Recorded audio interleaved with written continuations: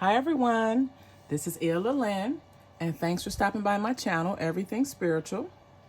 Today I'm going to do my December 12th house astrology reading for the sign of Gemini.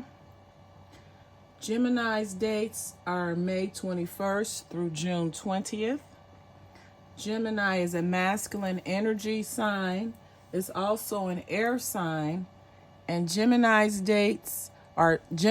ruled by the planet Mercury. To book a reading with me, you can go to www.illalandeverythingspiritual.com. If you have a question about a reading, you can email me at info@illalandeverythingspiritual.com. So let's see what's going on with Gemini for the month of December. Well, in the first house, we have the World card.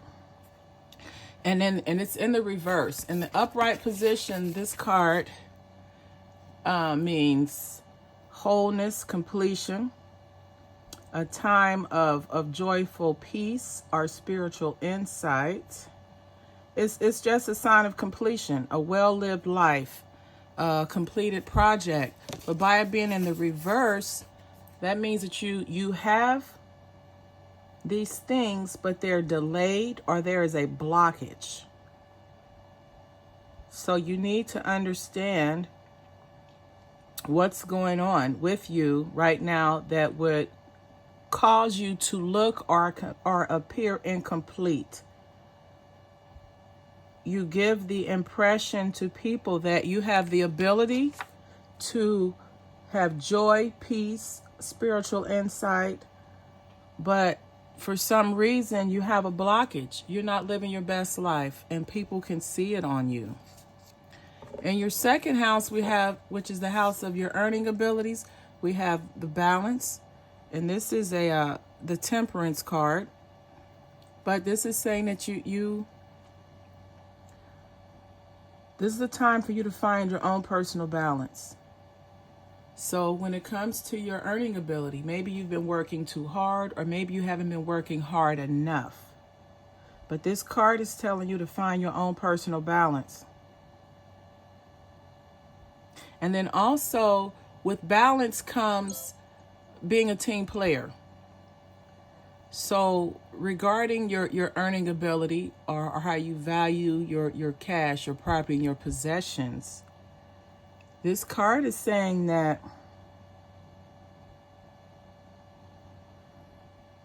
you may need to consult or talk to other people, maybe in the form of seeking guidance or counseling, so that you're able to create something better than what you had. But also, this is a time of cooperation and working with others. Now, when it comes to your third house, and this is the house of your how you interact in your immediate environment, we have the wise counselor. So in your home, in your job, or in your community, there's a need for a spiritual teacher. There's a need for spiritual guidance. There's a need for someone to have a moral compass. There's a need for a belief system to be in place that'll allow you and others around you to stay focused and to guide you along your path.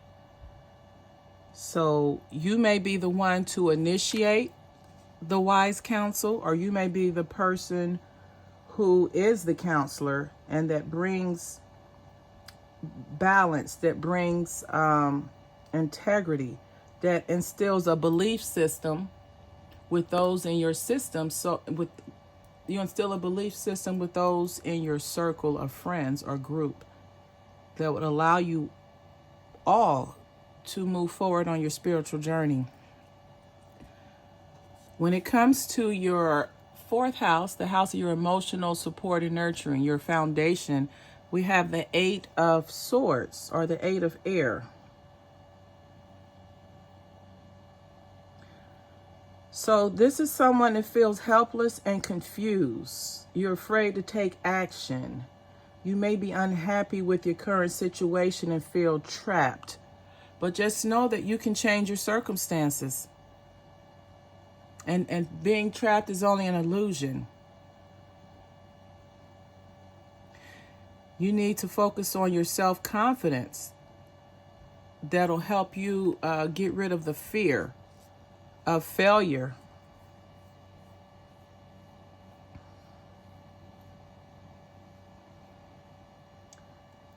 Your fifth house is a house where you have your short-term relationships. It's a house where you have your where you display your pleasure, your passion. It's a house of your self-expression. And here we have the ego, which is the devil card.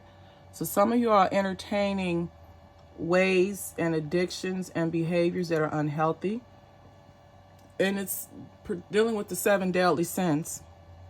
But you have lust, greed, sloth, envy, wrath, and a couple others I can't think of right now. But this card is saying that you're unhappy and that you need to make changes in your situation.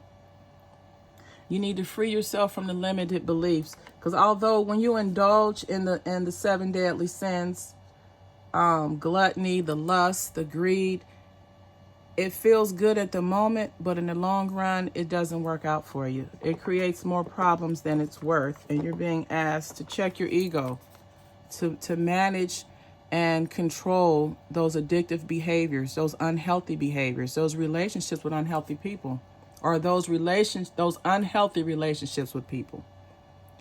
In your 6th house, we have the 8 of Pentacles, and this is the house of your work and service.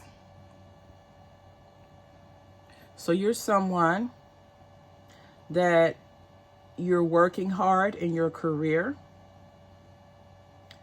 You're ready to focus on your goals.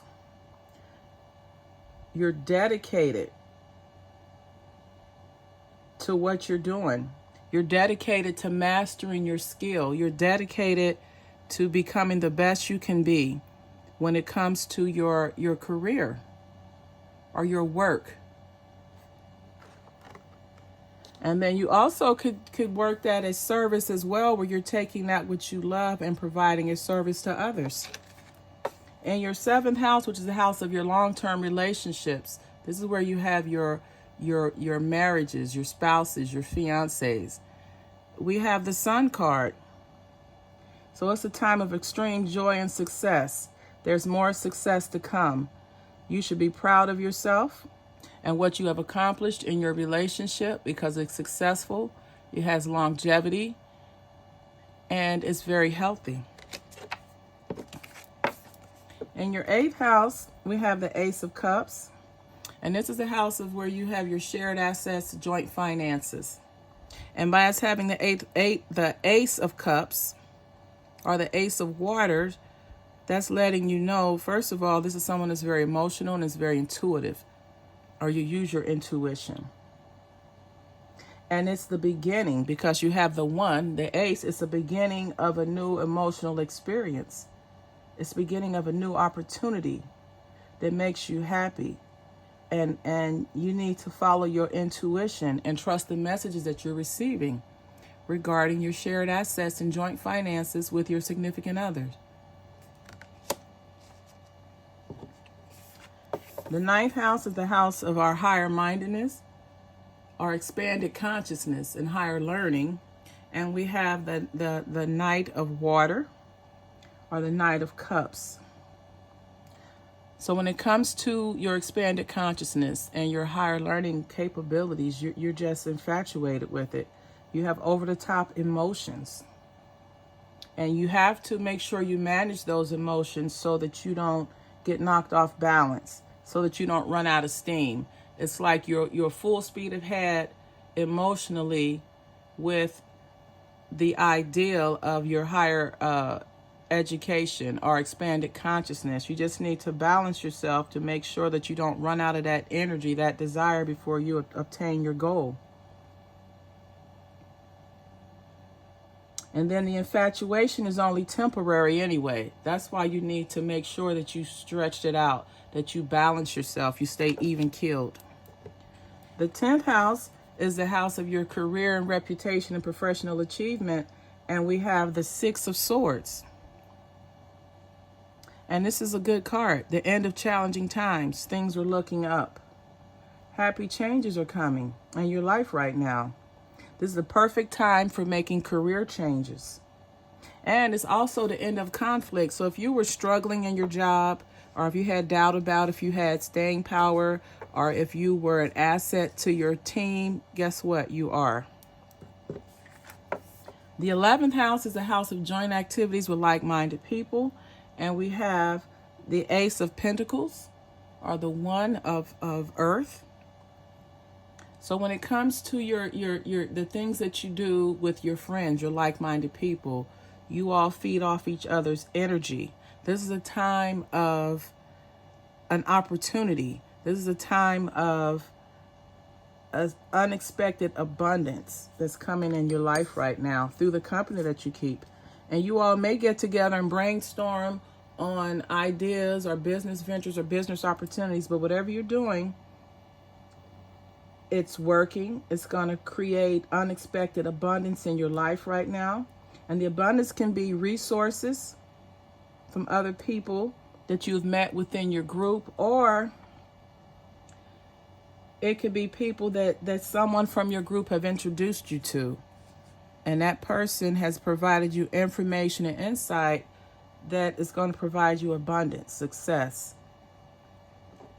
And your 12th house is the house of your karma and your fears, your spirituality, and things that we do to self-sabotage ourselves. Well, here we have the Three of Wands, or the Three of Fire. And this is a card of long-term planning. So this is telling me that through your long-term planning, through you having a moral compass, or living life in the present and on purpose,